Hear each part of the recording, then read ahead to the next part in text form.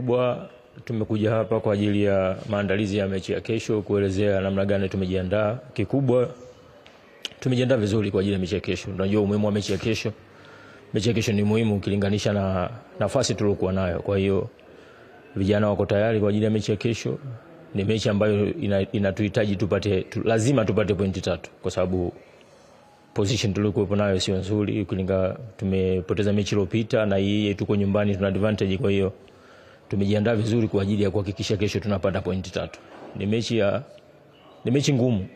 Pamba ni timu nzuri na tunaamini kwa maandalizi ambayo tumejiandaa basi tutapata pointi 3 kesho ili wana Mbeya City wapate furaha. Ni kweli muda mrefu hatujapata matokeo mazuri na tumejitahidi kwa kadri ya uwezo wetu kurekebisha makosa yote ambayo yamejitokeza kwenye mechi zilizopita, na naamini kwa kesho, kwa kazi tuliyoifanya mazoezini na morali ya vijana waliokuwa nayo, tutakwenda kufanya vizuri kwa sababu tumeona makosa yote na tumeyafanyia kazi karibia asilimia kubwa. Kwa hiyo naamini kesho mchezo utakuwa mzuri na tutapata matokeo. Kwa upande wa wachezaji tumejiandaa vizuri kwa sababu ya mechi ya kesho, kwa sababu mechi iliyopita tukupata matokeo vizuri na nafasi yetu sio nzuri.